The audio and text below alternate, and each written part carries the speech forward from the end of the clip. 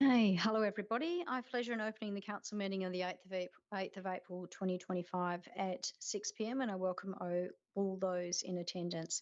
The City of Vincent would like to acknowledge the traditional owners of the land, the Whadjuk people of the Noongar Nation, and we pay our respects to elders past and present, acknowledging that as the City of Vincent, we have a role to play in working towards reconciliation and justice for First Nations people. I have received a notice of apology from Councillor Sophie Greer, which is listed as a leave of absence request in the agenda of this meeting. And I've also got another notice of apology from Councillor Ron Alexander, who is also listed as a leave of absence request in this agenda. I note that everybody else is here, so obviously there are no more apologies to be noted. I can see we've got members of the public who are here. Would anyone like to speak as part of public question time? Okay, so you just need to come forward, say your name, say where you reside, and then speak. If you are speaking to one of the items on the agenda, then just identify it. But otherwise, of course, it's an open meeting, so you're able to speak on whatever matters. Would anyone like to come forward?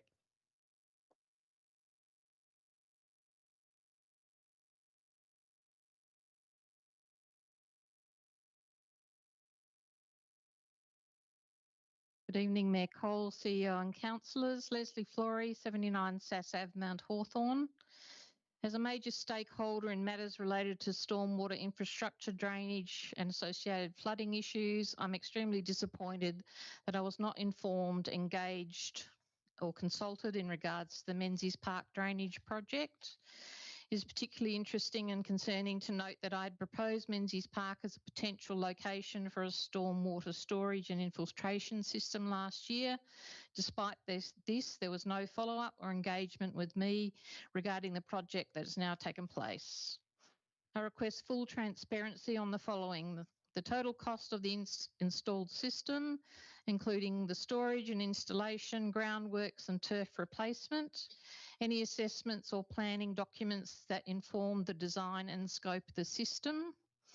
While any effort to improve the drainage is welcome, this system appears to be small-scale intervention and does not address the broader issues of stormwater pipe capacity and flow. These remain serious concerns that continue to affect myself and the wider community. Previously, I raised concerns about the negative impacts of the built environment on my health and well-being with the designated and authorised Senior Public Health Officer and the designated and authorised Manager of Public Health. These concerns are not isolated to me, but approximately 50 other residents as well. Unfortunately, I've yet to receive any response from these officers. My correspondence was redirected to the executive level staff, which I find inappropriate given the specific public health implications involved. I now seek clarification on the formal qualifications held by these executives in relation to public health, given they are now handling matters of significant health and wellbeing importance. I'll forward the relevant details and correspondence to the Governance Department for review and appropriate action. I respectfully request a formal response addressing the following: why I, as a key stakeholder, was not consulted or engaged on the Menzies Park project, breakdown of the total costs of the drainage system recently installed at Menzies Park. I'd like to know the formal qualification the executives hold for public health. And I'd also like details of the City of Vincent most recent and current drainage truck. This does not include the $800,000 that you are spending on a new drainage truck. Thank you for your time. Okay, thank you. Would anyone else like to address the meeting? Okay, just need to say your name and the suburb in which you reside. Good evening. My name's Lauren, and I am from North Perth. Firstly, thank you for allowing. Sorry, I just want to interrupt. Sorry, Lauren. Strick. No, yes, but you've got a deputation that's available. Oh, sorry, I was going to speak it now, and then my husband's going to speak at the deputation. Is that okay? Absolutely. I had you down as doing the deputation. No, that's okay. All right, I'll hopefully give you back your time that I've just interrupted. Okay, thank you very much. Sorry. Thank you very much, for allowing me to speak tonight. As I said, my name's Lauren. I live across from the Leek and Alma Reserve on Leek Street, and I'm here regarding the proposed eco-zoning project. I work from home 3 days a week in the front room of our house, and the other 4 days a week, I'm a stay-at-home mum to my 2 boys, a 3-year-old and a 2-year-old. Most afternoons, we're on the grassy patch across the road, practicing our somersaults, cartwheels, and doing mini running races and kicking balls. I'd like to make it clear that we're not against eco-zoning at all. We're fully in support of it in underutilised green spaces. But I truly feel that this is not an underutilised green space. Over the last week, I've just noted down the various members of the community that I have witnessed utilising this green space. A mother of a toddler and 4-month-old twin, she shared that this is the only space she can get to without a second set of hands. A group of young boys who live a block away turned the sandbox into a BMX jump and spent the whole afternoon building and playing together. Dog walkers of all shapes and sizes. A large group of teenage girls sitting in the shade of the tree chatting for hours. A father and his 2 sons playing a game of touch football. An elderly man sitting on the park bench in the sunshine enjoying his lunch. People laying in the grass under the shade of the trees reading books. And obviously families playing on the swings in the sandpit and in the fenced playground. This is also a thoroughfare towards North Perth Primary School. And I see kids stopping and playing to and from school every day. I just believe that if we're going to improve this space, we have a great opportunity to do something really cool with it and make it even more enjoyable for the people who frequent it like myself. Thank you. Thank you. Would anyone else like to address the meeting?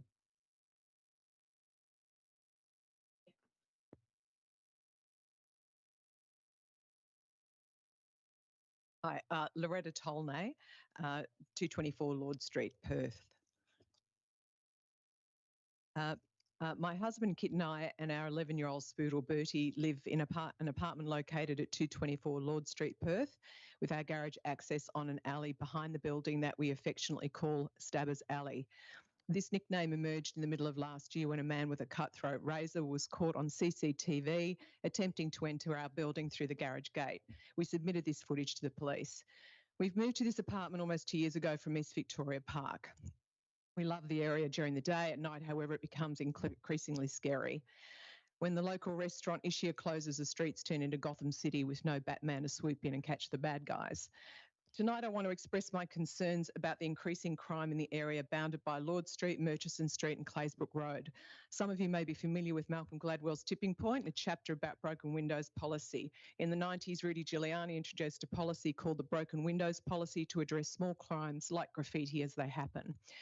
Here are my 4 main issues and concerns: the alcove and the alley behind our apartment block, the alcove in Murchison Terrace, the darkness of the Gladstone Street Reserve and noticeable increase in tagging.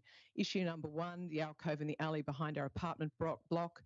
The neighbouring property at 228 Lord Street has an alcove that is often used as a human toilet, a hideout and a rubbish storage area, and it's frequently tagged and vandalised. I noticed that the property itself remains largely unoccupied for most of the year. I've walked past this alcove several times on my own, only to be surprised by someone inside it.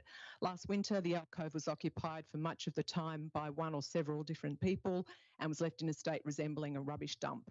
This winter, I expect the alcove will be used again, which poses a safety and health risk to those of us who live in the area and those who have no choice but to use the laneway.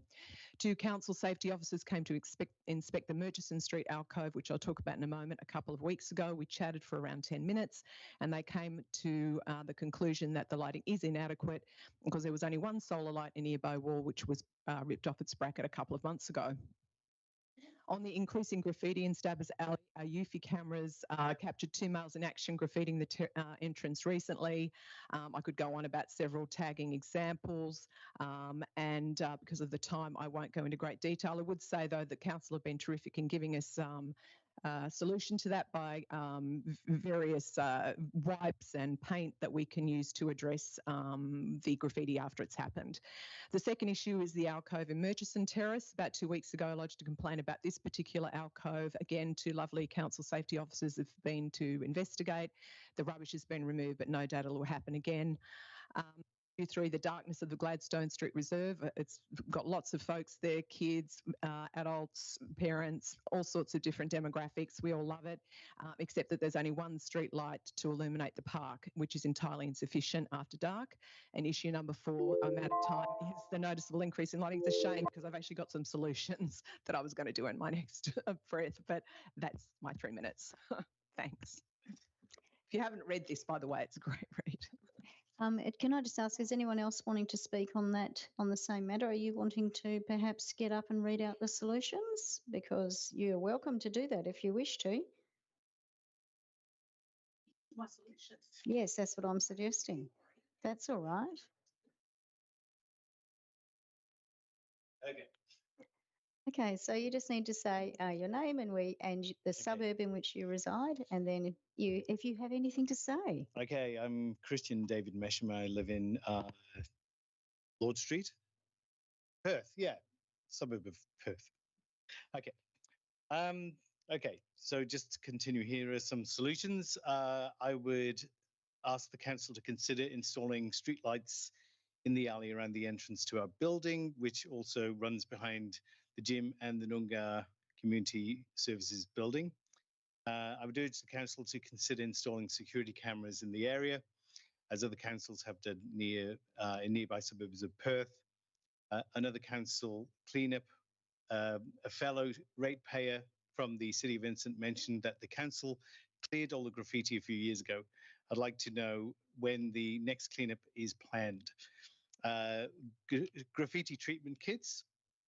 We recently received a kit from the council along with 2 solar lights for our property, which was fantastic.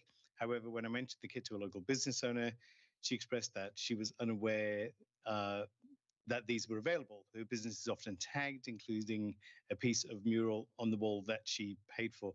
And just to add my own thing here, is that I've noticed that the tagging in that area has just kind of gone off the chart in the last 6 months, maybe.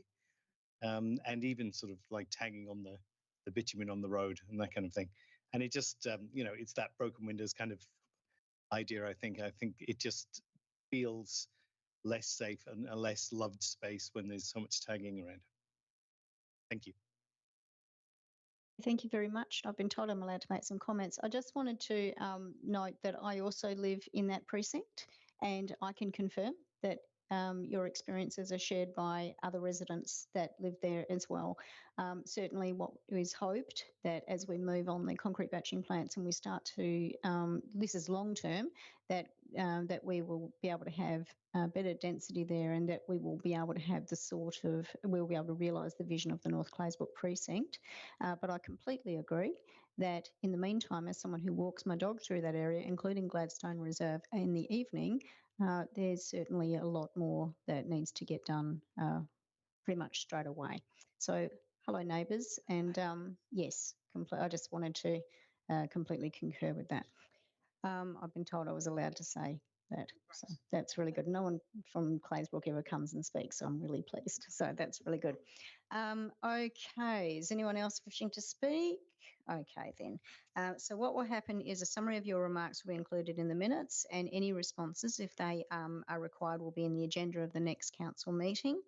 And none of you raised any of the matters which are in the main agenda tonight, so we don't need to worry about bringing that forward. So there being no further questions, I close public question time at 6:13. Okay, Governance Manager, can you please confirm if any written statements were received? No, Mayor Simon, there are no written statements received. Okay, so I have got here that 2 applications for leave of absence, which I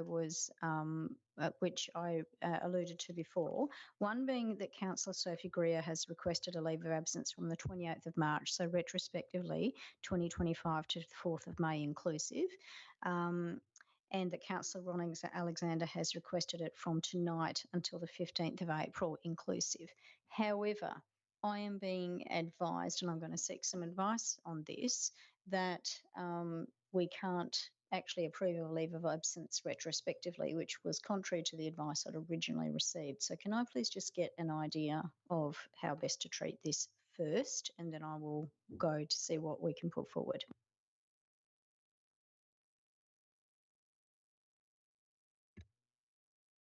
Yeah, through you, Mayor Simon.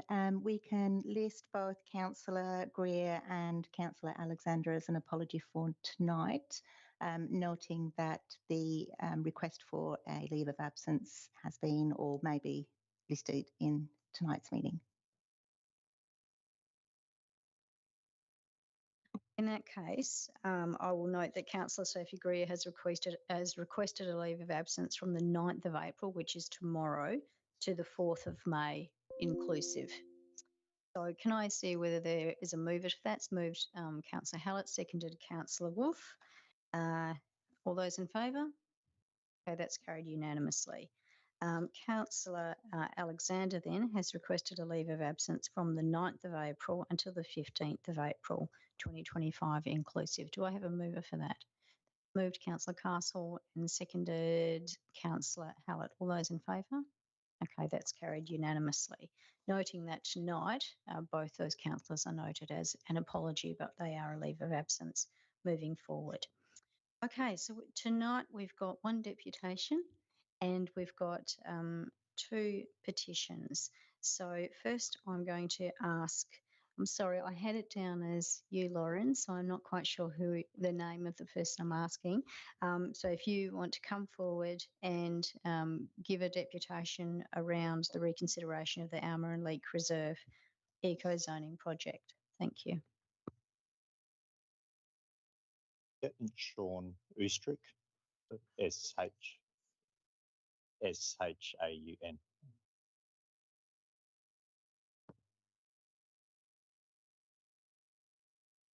There's also a presentation to go with it, please.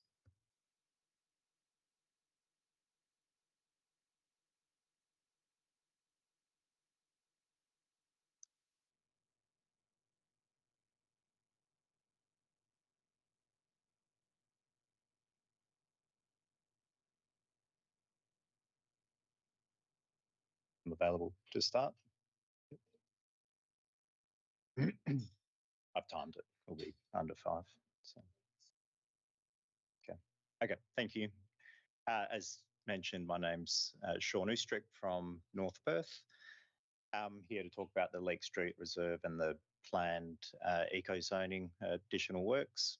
Firstly, just want to say well done to my wife. I think you summarised the use of the park really well in your opening comments. And suppose I'm just going to add to that with a few more facts and information about the reserve itself. So on screen is the entire reserve, so it's broken down into the 4 parts, so equal parts running north to south. Eco-zoning's already been done to the southern quarter, so that's been eco-zoned in full. And then what we're discussing currently is the upper half of the site. If you go to the next slide, please.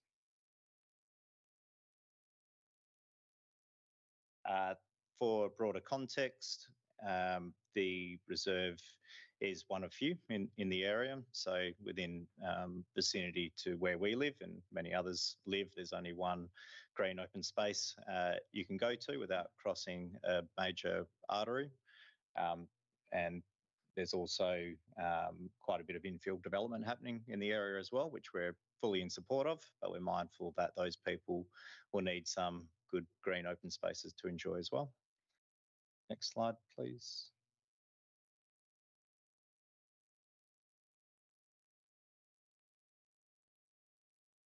This is a couple of photos of the southern portion of the reserve, which has been recently eco-zoned a couple of years ago. It's, in my opinion, a reasonably poor outcome. So the area doesn't get used anymore and it's quite overgrown and seems to collect rubbish and basically no one uses the space and has quite poor passive surveillance as well, sort of has created areas for people to hide and disguise what they're doing in the area. Just want to flag that. If we go to the next slide, please. Then this is looking to that northern half of the reserve, so the area in question now. So it's quite open, it's green, it does get used by lots of people, as summarised by Lauren earlier. Please go to the next one. So this is the graphic that we were provided with, summarising the plan for the northern part of the reserve for further eco-zoning. So the orange shows where eco-zoning is proposed. So what that means in a practical sense is it's wood chipped with native planting installed. So it means it's inaccessible. You cannot walk on it, you cannot play on it, and so on. So that's the primary concern. Plus the area of grass to the south gets quite narrow in this proposal as well. So the function of that green space drops considerably. Go to the next slide, please. I'm not quite sure the amount of time left, but this is the summary of our concerns. So the restriction in overall accessible space is number one. Increased density in the area, requiring green open space for everyone to enjoy. The recent eco-zoning to the south being a poor outcome, so we're nervous about that being repeated. And actually did a rough calc. So if it was eco-zoned to the full extent shown, it would show 70% of the reserve being eco-zoned. So 70% will be inaccessible, and it's just, to me, it seems overkill. Then down the bottom, we are very respectful of the Parks Department and their expertise when it comes to ecology and biodiversity and water saving. But there's been a bit of a clear gap, I think, in the process where various other considerations haven't been taken into account. So that extends to community health, community connection, safety, and improved amenity. So we just feel those areas should be addressed to make sure we get the right long-term outcome. Please go to the last slide. So what we're seeking, which we hopefully will be found as reasonable, is no further eco-zoning until a robust, well-considered plan is in place. The city broadens its assessment to consider how the park is used, how it best contributes to the community and a healthy community, and what would actually improve the overall amenity. I would like consideration to new play equipment. The swing set and play equipment is quite old and from time to time is unsafe, requiring regular maintenance to keep it safe. So can you please wrap up your remarks? You've reached 5 minutes. Okay, very last point here. And as mentioned, we think this is slightly broader than a parks matter. There's a planning overlay to this. There's urban planning considerations as well as stat planning. So we just think there should be a better process to run this to ground to make sure we get the right outcome. So thank you for your time. Thank you very much. Okay, so I've been advised that we're going back, that there have been some questions received. So Governance Manager, would you like to mention them, please? Yes, my apologies, Mayor Zaman. There have been 3 questions received in writing. First from Loretta Tahi of Perth in relation to safety concerns on Gladstone Street.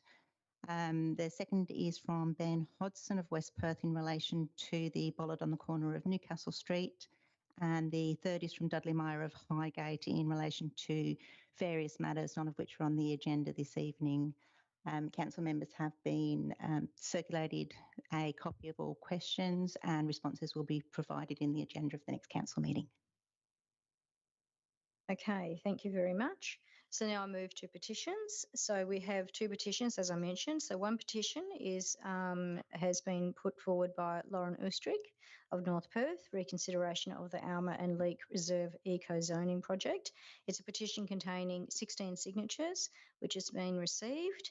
The petition requests that Council, in relation to the Leek Alma Road Reserve, instructs administration that no further eco-zoning take place, as it will further reduce accessible green space, noting that there are no other parks in the area.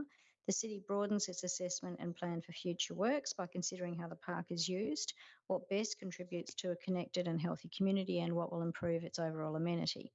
Its current plan only addresses water saving measures. The city prioritises its spend on new play equipment, currently old and sometimes unsafe, and in improved maintenance regime, as it's in relatively poor condition. A copy of the full petition will be contained in the minutes of the meeting. So when there's a petition, clause 2.24, petitions in the City of Vincent Meeting Procedures Local Law provides the following options for council on the receipt of a petition.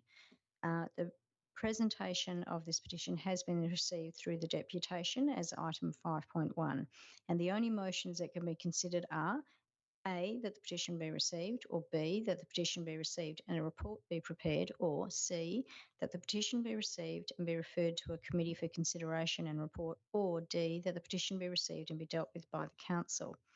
So I am moving that B, that the petition be received and a report be prepared. Do I have a mover for that? So it's moved Alex, the Deputy Mayor Castle, and seconded Councillor Hallett. Okay, so all those in favour? Okay, so that's carried unanimously. So that means that that will be now referred through to administration to compile a report. The second petition is 5.3, and it's a petition containing 45 signatures, which has been received from Dan Loden of Mount Hawthorn. The petition requests that Council give consideration to the upcoming closure of Green Street and the impacts of increased traffic on Ellesmere Street residents and surrounds. We, the residents of Ellesmere Street, respectfully request 1, that Council accept this petition and refer the petition to City staff for action. 2, City staff to introduce temporary traffic calming measures to slow traffic, such as bollards and restrictions. And 3, at the end of the diversion period, consult with residents on more permanent traffic calming options. And a copy of the full petition will be contained in the minutes of the meeting. I've already outlined the options that our local law provide for council in the event of a receipt of a petition. And as such, I am making a suggestion that the petition be received and a report be prepared, which I note is also the request within the petition itself. Do I have a mover for that? So that's moved Councillor Wolf and seconded Councillor Warner. All those in favour? Okay, so that's carried unanimously. Thank you. Okay, so now we move to confirmation of minutes and move that that is that the minutes of the ordinary meeting held on the 11th of March 2025 be confirmed. Is there a mover for that? So that's moved Councillor Warner, seconded Councillor Castle. All those in favour? Okay, carried unanimously. Okay, so I just want to make a couple of announcements. Last week, I was invited to speak at a national forum for the Office of the Auditor General. And the reason I was asked to come and speak, I think, was because I have been engaged with the Auditor General's office in a number of capacities over the years, obviously as a former Member of Parliament, but also as a stakeholder, someone who worked within a sector where I was consulted quite heavily in terms of the sorts of things to be looking for in the terms of reference for an inquiry. And finally, of course, I am now dealing with the Office of the Auditor General in my role as the Mayor. One of the issues that I raised was I talked about a particular area of concern where I think that we need to have a better arrangement with the Office of the Auditor General. People may be aware that a few years ago, the Local Government Act was changed to require that the Office of the Auditor General would undertake audits of the local government sector. At the time, I certainly welcomed that. I was in Parliament at the time and voted for that and spoke for that. I can see lots of advantages to that. The Office of the Auditor General is highly reputable. I am very impressed with the diligence that they demonstrate in terms of the work that they undertake. And also, I think there is a great attraction for local government to have a single set of eyes that is able to look right across the sector and to actually compare like with like when it comes to looking at the way that councils are performing on key areas. I note that the City of Vincent is, in this regard, a very high performing council, and that's been consistently acknowledged by the Office of the Auditor General. There is a frustration, however, and the frustration is that by moving to the OAG to undertake our audits, we now have a single provider who is doing that. And the cost of the audits being undertaken now for local governments is double what you would have to pay if we were going out to market, and it is 5 times larger, as I understand it, since we first began. So it's taking into account the complexities and what it is that's involved with needing to undertake that. I raised this as a concern at the conference, and I spoke again to the Auditor General today, who I bumped into, and we were and she has acknowledged, she's a very competent woman, and she has acknowledged that this is a big challenge and that we need to actually look at how this is going to be addressed.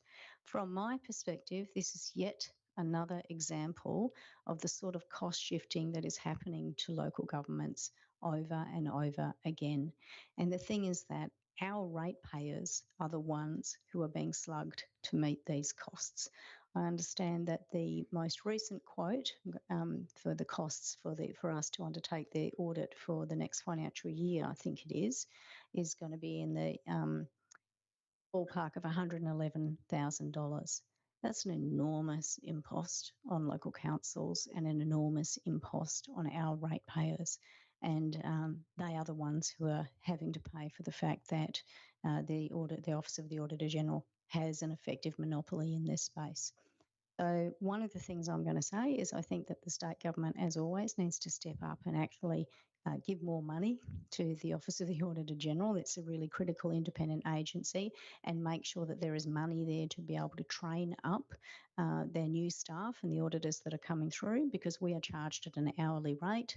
And secondly, I think there needs to be a reassessment of those cost arrangements, because while I see the advantages, if it's going to mean more and more costings for our ratepayers, I think that's something that everyone should be concerned about.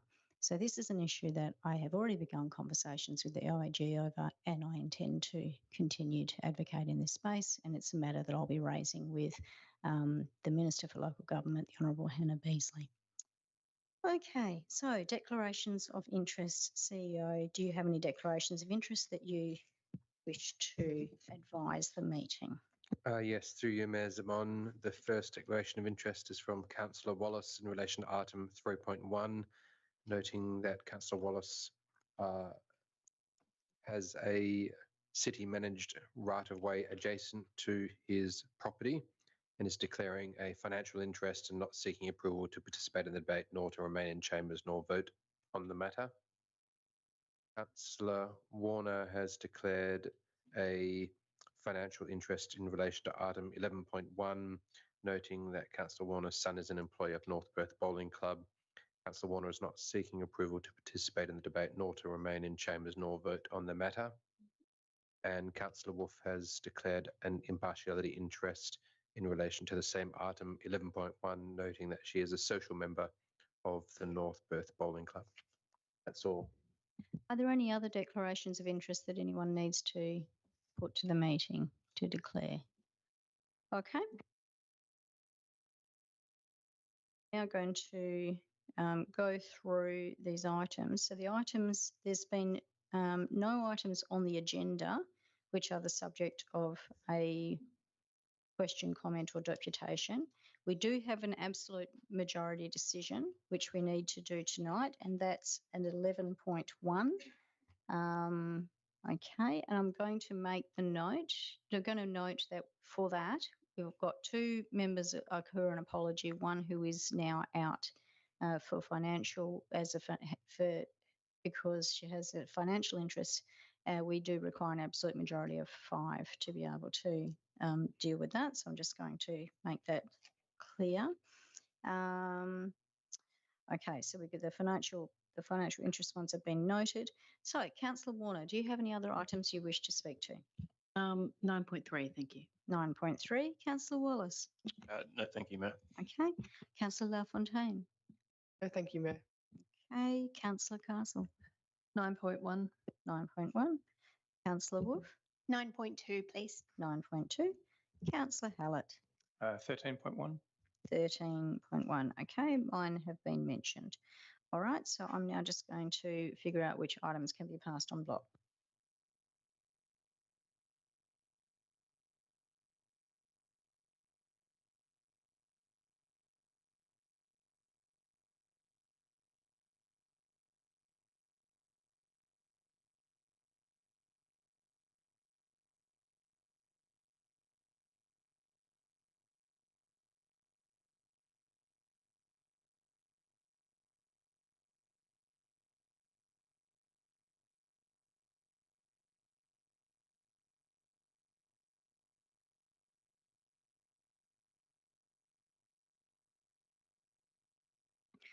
Okay, so the items which we're going to move on block 11.2, 11.3, 11.4, 12.1, 12.2 and 12.3. That's what's proposed. Do we have a mover for that?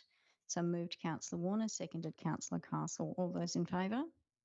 Okay, that's carried unanimously. Thank you very much. So now we move to the first item, which is 9.1, and that is the William Street, Perth alterations and additions to shop. Now, Councillor Castle, you indicated that you want to speak. So would you like to move that item? So moved Councillor Castle. Is there a seconder? Seconded Councillor Wolf. Councillor Castle. Thank you, Mayor Zaman. I have had some reservations about this item. Ultimately, I will support it, but the reservations I had were simply around the design that's being proposed. Thank you to administration and to the applicant for providing the renders in the briefing notes and in the report.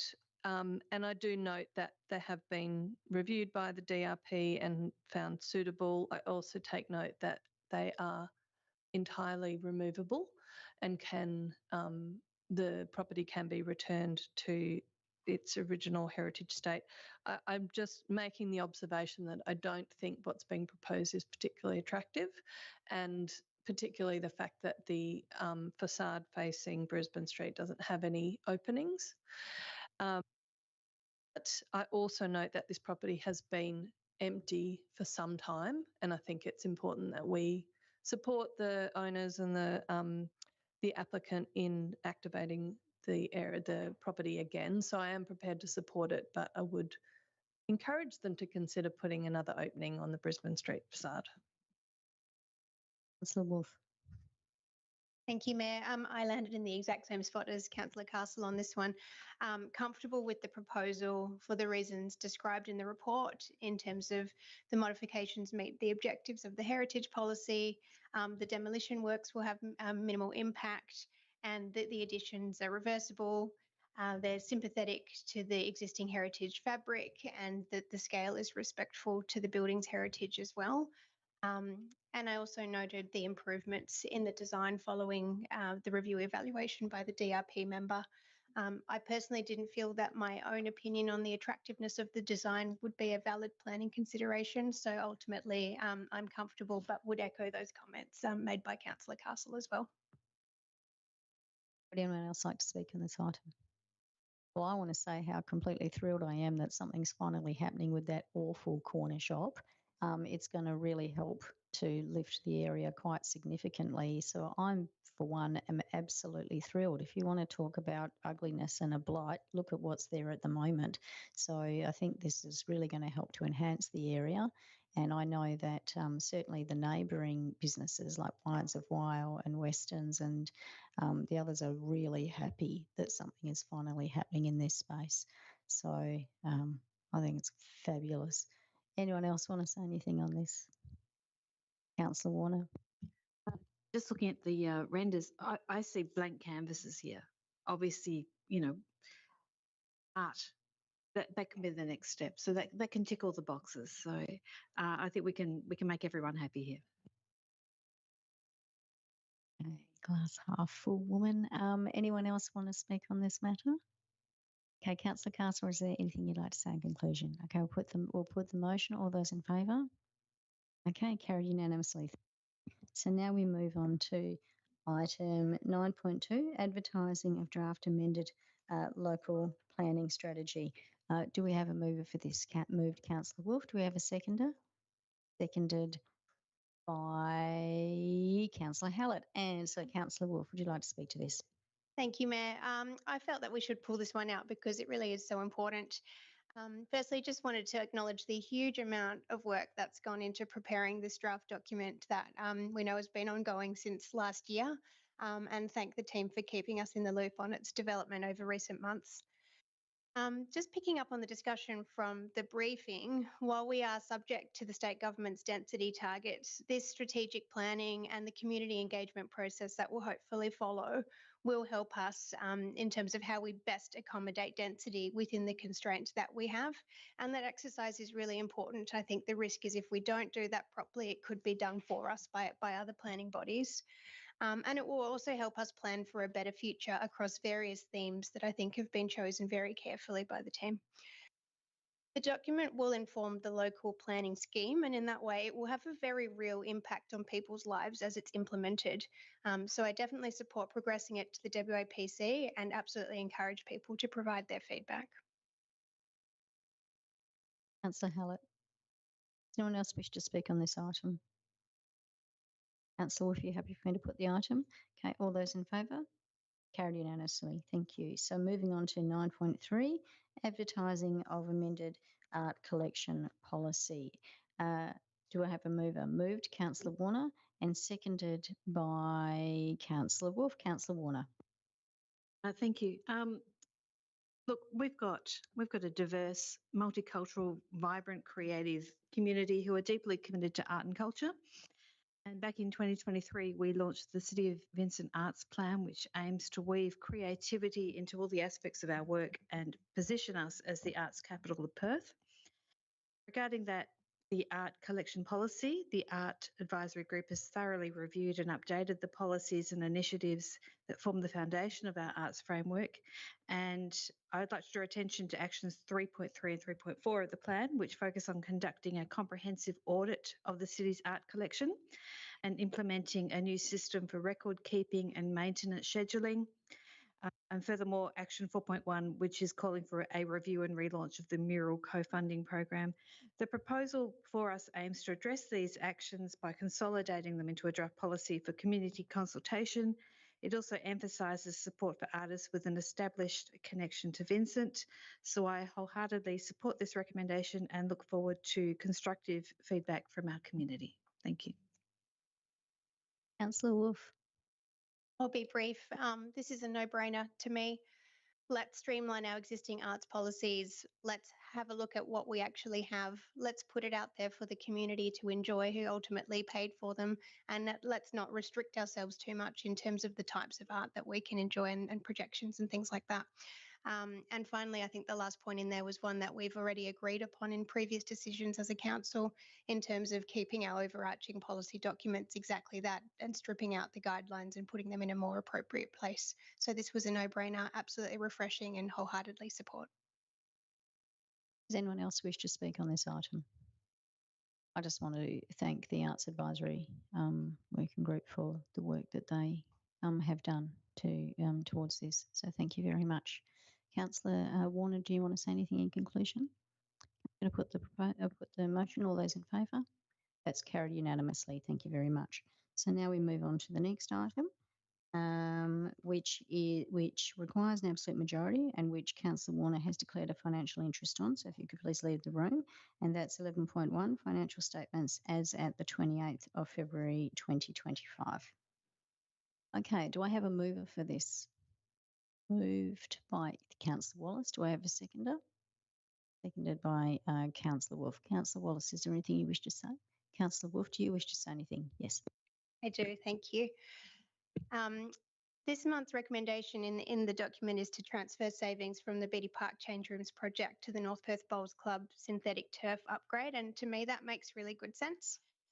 It ensures that this really important project can now proceed despite the reduction in funding and the state government support only being available in the next financial year. And I support this not only because that state government funding can be recouped, but also because that synthetic turf project is so essential. It provides a quality playing field that's water-wise and a lot easier for the club to maintain. I just wanted to use this item as a bit of an opportunity to provide a bit more of a broader context in terms of the infrastructure of the club and how it's performing. The club is absolutely thriving, despite operating out of a fairly ageing clubhouse and limited rink space.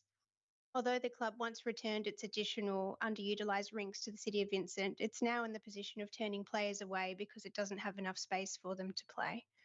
But despite the infrastructure challenges, this club, which was founded in 1907, just for context, has this weekend just delivered its best pennant season on record. So congratulations to the Pioneers for winning 3 pennants flags and earning 5 team promotions. The club's not only succeeding on the green, their social numbers are booming, and just this year they raised $50,000 for charity. So this club, it's a small club, but it's becoming an absolute powerhouse that is absolutely worth backing. So I think my position on this is there is a lot more work to do in terms of the infrastructure and how we can support the club. But I'm thrilled to support this recommendation, which is one piece of the puzzle, and secure the synthetic turf ahead of next season. Thank you very much.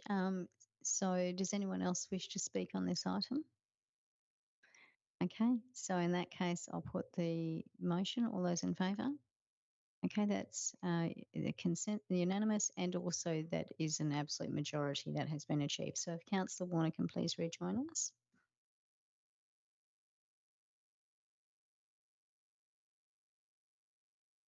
Okay, so the next item that we're moving to is 13.1, which is the notice of motion on the laneway upgrade program. I notice, Councillor Wallace, you have declared a financial interest, and so you're swapping out with Councillor Warner.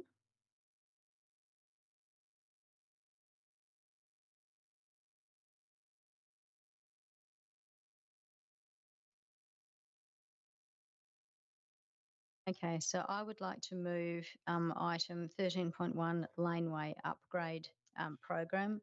Is there a seconder to this motion? Seconded by Councillor Castle. So thank you very much for enabling me to put this notice of motion.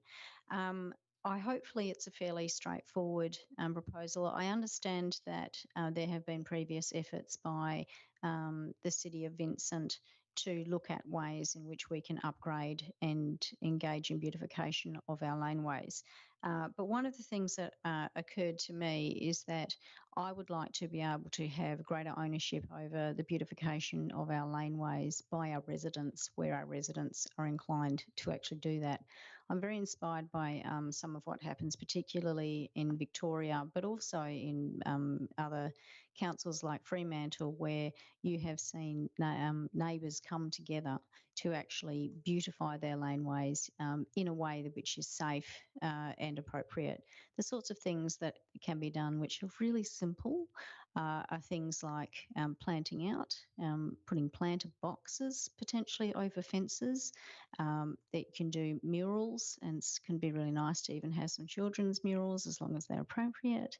You can put hopscotch and the like on the roads themselves, and I've also seen some lovely upgraded alleyways that have also, and laneways that have got things like solar lights and those sorts of things, which help to provide just a higher, a more attractive outlook.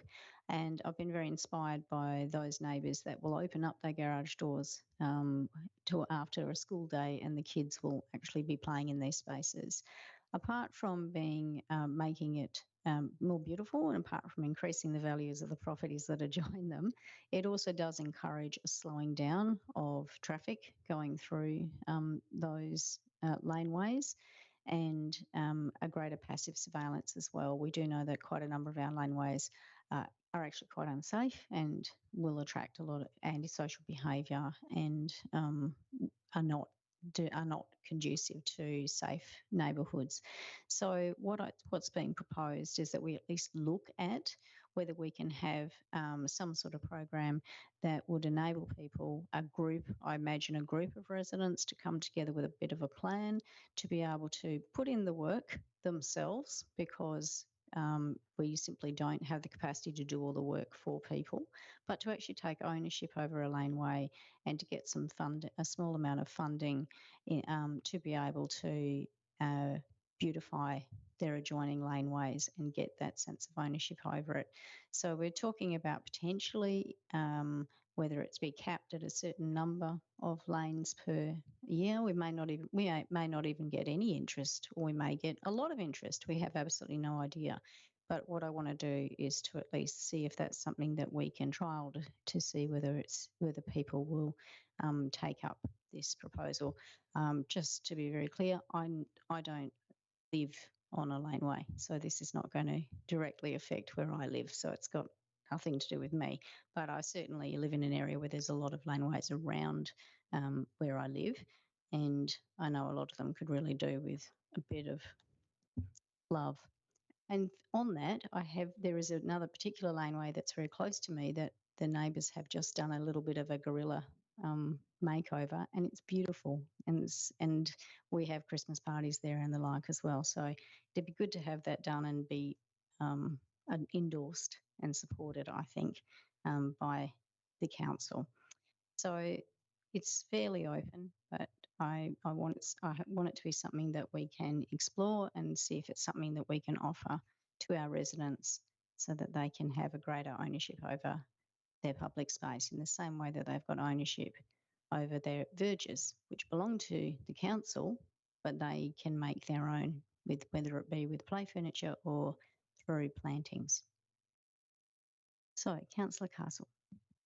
Thank you, Mayor, and thank you for bringing this forward. I'm very supportive. The council did consider a program some years ago called Love Your Laneway.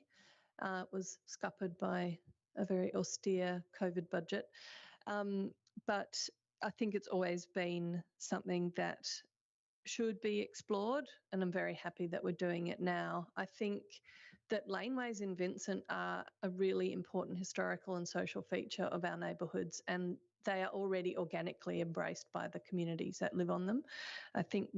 I suspect we will have a lot of interest in this, so I'm not concerned at all that no one will want to do it. And I think there's just a lot of benefit and a lot of scope for really improving these areas, making them safer, more beautiful and more well used. I think we already see that happening with neighbours with basketball rings off their garages and all sorts of things happening. So I think I'd be fully supportive, and I look forward to seeing what we can propose. Would anyone else like to speak on this item? Councillor Wolf. Thank you, ma'am. Also very supportive for all of the reasons we've just described, so I won't repeat them. But I did just want to share, I met with a resident this weekend who was feeling a little bit aggrieved, and I asked her what's something that council could do to make you feel a little bit more seen, and her response was fix the laneway. She showed pictures of laneways from neighbouring councils and said, you know, it would mean the world if my laneway looked something like this. And she went through all the benefits in terms of this is how I start and end my day. And it's sort of that aesthetics and that well-being aspect, but also her safety. And in that conversation, we talked about that community does have a role as well. It's not something that's necessarily one way. And she absolutely agreed. So I think this will have enormous benefit, and I hope that the rest of the community will embrace their ownership of that as well. Would anyone else like to speak on this motion? Okay, so thank you very much for that, and particularly I want to pick up on the comments that Councillor Wolf just made. I think that was part of my thinking as well. I actually want the community taking ownership over their own spaces. I think it's not helpful if people have an expectation that council will just do, partly because we can't, because we're not resourced to be able to do that, but also because invariably, you know, if council comes in and does something, there's always going to be someone who objects. Whereas if it's actually taken ownership of by a group of neighbours, you know it's something they like because it's something that they're wanting. So obviously we would have guidelines, and we would have to make sure that the first thing is that it has to remain safe. Particularly, you can't suddenly put a whole bunch of gigantic pot plants right in the middle of it if it's actually a right of way. But these are the sorts of things that we can work through to make sure that it's practical, and it's not intended to substitute important programs that we are expected to run, like lighting and like upgrades, road upgrades to the laneways and those sorts of things. It's a beautification and taking on by the public. Okay, so I'll put that proposal. All those in favour? Oh, carried unanimously. Thank you very much. Okay, so there being no further business to conduct, I thank everyone who is in attendance and on the live stream, and I close the meeting at 6:54. Thank you.